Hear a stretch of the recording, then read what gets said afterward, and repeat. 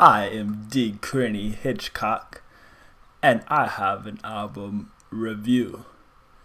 It's for Music to Be Murdered by one of the GOATs, Eminem. D. Crenny doing what I do on another review.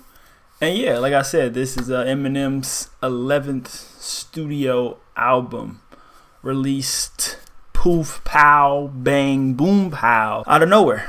Yeah, it just smacked on us. He just gave it to us, and it was accompanied by a video for Darkness. It's a song that kind of gives his perspective of what was going through the Las Vegas shooter's head. It's man. It's Eminem at his best. It's a good song. Great video to accompany the album with. Executive produced by none other than the Dr. Dre. But yeah, so once again, it's called Music to Be Murdered by.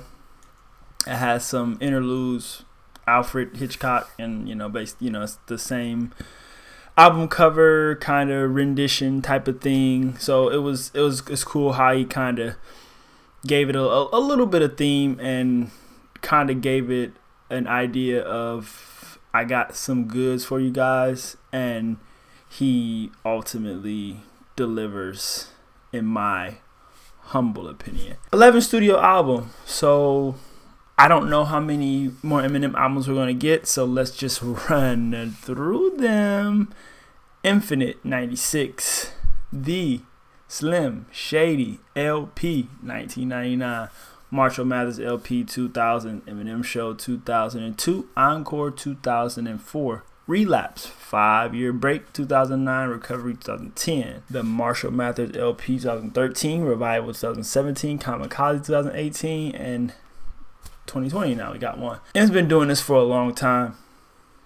As far as just me rattling off the classics and all of his accolades and things like that, I'll refrain. He's great. You can't.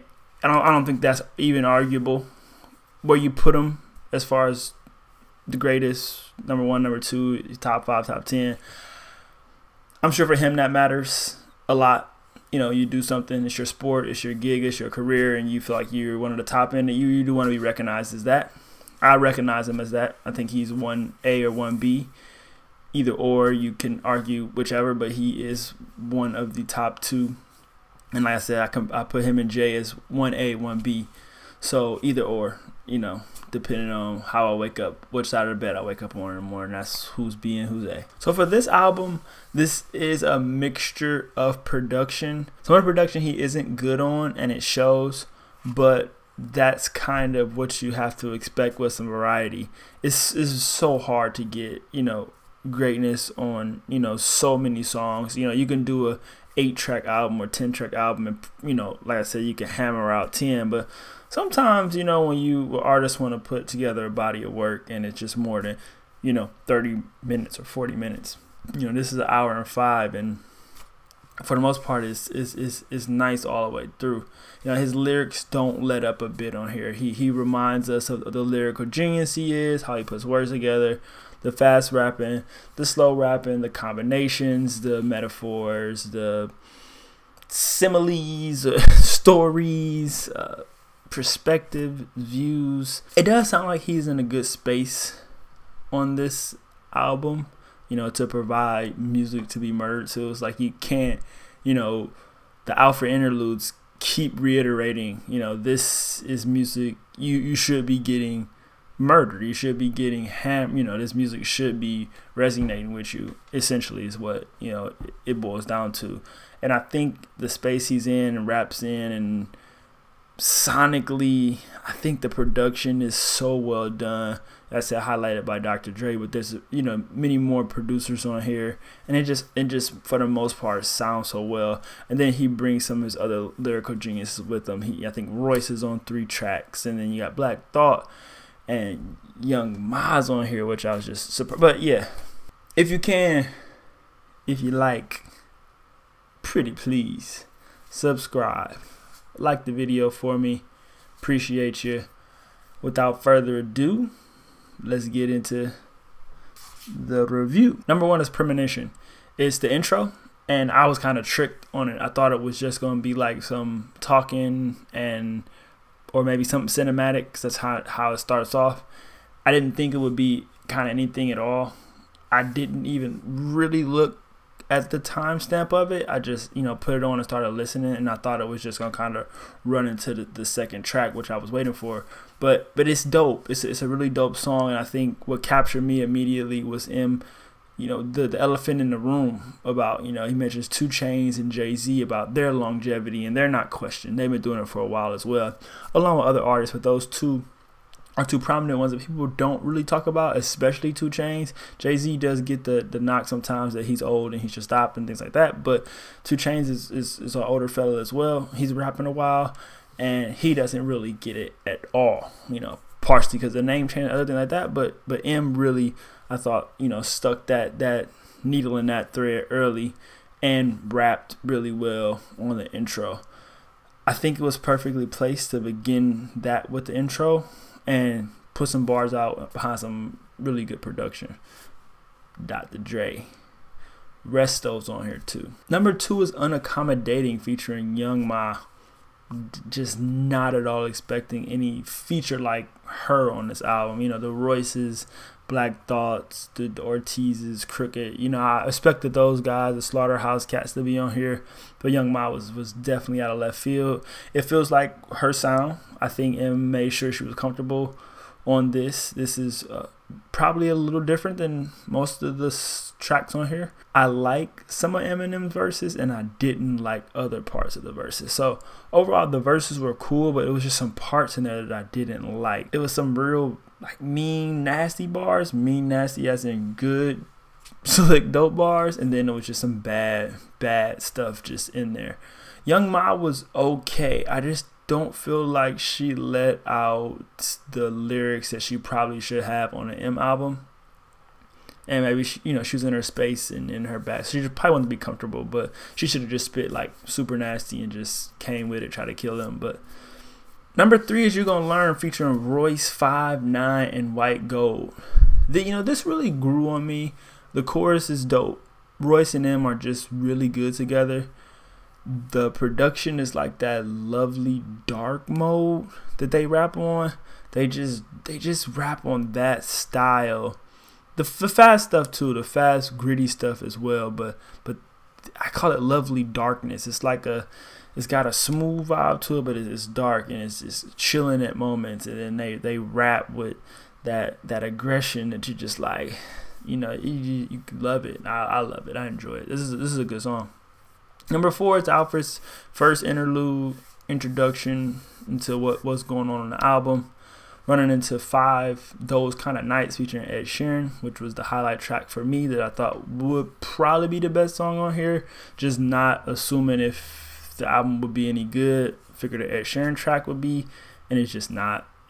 I don't really like this song at all. I arguably could probably say this might be the worst song on here. It's just one of those weird beats that M raps weird on, and Ed just doesn't fit either. Just one of those tracks that tried to hit that spark, and I just think it was a dud. 6 is In Too Deep.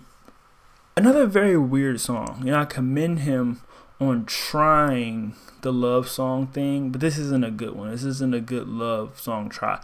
Decent lyrics and the direction is cool, but I just don't think it's a good song. It just doesn't sound really good. The production of the lyrics just don't really match up well at all. 7 is Godzilla featuring Juice WRLD. I think for most people, this is probably the song they want to hear. I think this was one of the trending songs and maybe a single. I think it's a good song. It's one of those different beats, but M is great on this one. And maybe I do think that M wanted to make sure whatever the production was, regardless, Juice WRLD was featured on the track. I think he wanted to make it really, really good, which he should. You want to make Juice sound good. You want to have a good song. You don't want it to be a bad song with Juice, and that's any past rapper or anything like that. You just want to make sure you put out a solid song if you're gonna put them on your album. 8 is Darkness, as I mentioned earlier. It's great production, just a great song. It's worth every listen. I don't even want to hit the spoilers. I mean, you can kind of listen to it over and over again. You kind of catch something new every single time. The verses, it spills out the story in, 5 minutes and 30 seconds. Actually, it's shorter than that because the clips at the end kind of just have the media talking. So Darkness is one of M's, it's one of his top songs, man. This is a big one. This is a big one. Big boy. Number 9 is Leaving Heaven featuring Skylar Grey. Skylar and M, they just kind of made to make music together. They make some great music, but I think this is just okay. I think this does fall on their weaker collabs. I think it's like a slowed down kind of trying to find the I Need a Doctor sound again, which is cool. If you want to recapture some moments, that's fine, but just make it better. 10 is Ya Ya featuring Royce the 5'9", Black Thought, Q-Tip, and Denon. Commercial track, tributes track, I think.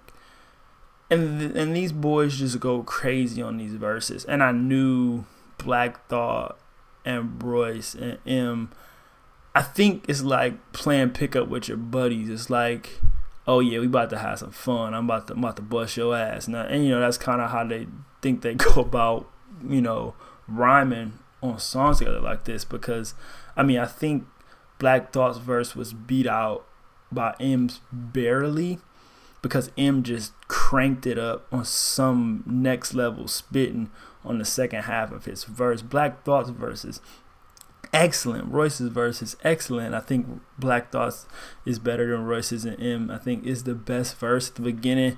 It's like, oh, Black Thought's verse, and then M just kicks it into another gear that just don't think some artists have. Just honestly, he can, some rappers can, just lace a verse, but he can pick up a verse and turn it into something else. And I think that's what he did on here, and just barely narrowing out Black Thought. Ya Ya is dope. Number 11 intros into what I think is the best song, definitely my favorite song, which is Stepdad. The beat, the lyrics, the direction, the meaning, the feeling, the passion. M makes these songs so well. The passion he has for these songs is like he puts you in the song. He does that so well with so many different songs, and I think that matters. I think a lot of artists rap, have good rhymes, but they don't give you that visual. A lot of these songs you can make up a visual, especially when he paints one with the lyrics. And for people who just had stepdads or people that just have bullied them, this is, not necessarily for me, I've never had that, but I sense it. This gives it a good feeling. And you think of the underdog and just a number of different things in here. And then I think the beat is like the best beat on here. Alchemist was on this one. Resto, Dre produced, was production credit on the intro. Number 11 into 12 is Stepdad. Best track on this thing. 13 is Marsh. It's talking about itself. This really just had me bobbing my head the whole time as soon as it comes on, especially after Stepdad. And I'm big on great songs followed by another really good song. It keeps you just in that funk, man, in that mood. And the chorus on Marsh is nasty. The beat is just straight crazy, and it's like dark and slow paced. But not super dark, but I think it sways more dark and slow pace, and it's a nice vibe. Resto's on that production as well. Resto does a good job on his production credits on here. 14, Never Love Again, another love song. I'm pretty sure love song about, it could be something else, family member, but I think it's a love song, and it's not a good song, but it's not a bad song. It's a better stab at it than the previous song, Love Too Deep or whatever it was earlier better, but not quite it. 15 is Little Engine. It's like an Eminem show song. That fast-paced, eerie sound, that that herky jerky, man, kind of herky jerky. It has some decent lyrics in here. I just think it is one of the misses. 16, Lock It Up, featuring Anderson .Paak. Figure Pac would be on this one, and these two together are dope. These two together are good, and I think that's the thing with the Dre team and the people he's put together, from Kendrick, Pac, you know, The Game, and just the people he's brought in. Like when they get them on tracks together, everybody kind of syncs up, and just, you know, I was ready for this one though. I was definitely ready for this one, and it brung it. It brung all the noise. It brung all the smoke. It was what I was expecting, especially at 3 minutes, actually under 3 minutes, and it really still delivered. 17 is Farewell. This is the best love song, and I think it's Love Rage. Maybe not quite totally Love Rage, but I think that's what it is. I like it though. The beat is perfect. It matches up with the lyrics. It sounds well together. The production is Eminem and Ricky Rax, and I think M producing his tracks. I've noticed some of the songs that M produced, he matched up really well with them. 18 is No Regrets. Really one of the better songs on here. I really enjoy this song.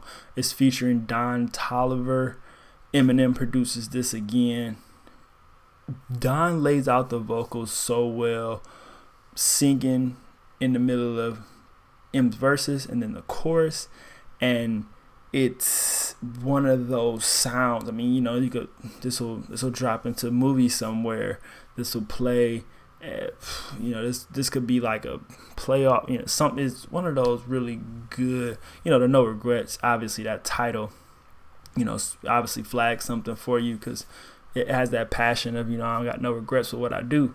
But how they rap and then sing together, those two, it was very well done, very unexpected, especially down to 18. 19 is I Will, featuring King Crooked, Royce da 5'9", and Joel Ortiz. More bars, please. I love bars. And then right at the end, give me more bars with Royce and Joel and Crooked I. 5 minutes long, plus M. 20 was the outro. Alfred, basically the outro was 19. I Will Take It. 65 minutes of the album that is very good.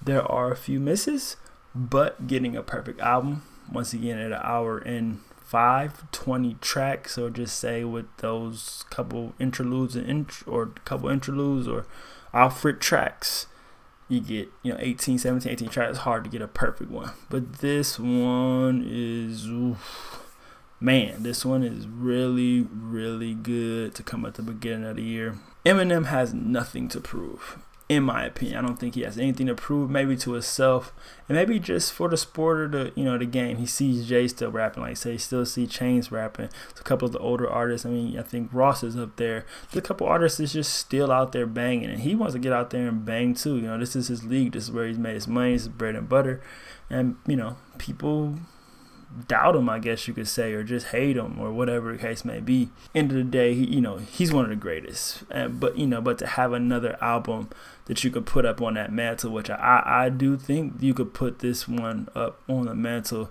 for another case of a really great album, and you know that always helps your cause. The more the merrier. You know, the more championship belts, the better. The more top albums, the more tracks that people enjoy, you know, the better. In the sense of, you know, music to be murdered by, I would say I was murdered. Appreciate you watching. D. Crenny on the review. Till the next time, hit that subby. Like up for your boy. But I'll be on another one. I'll holla.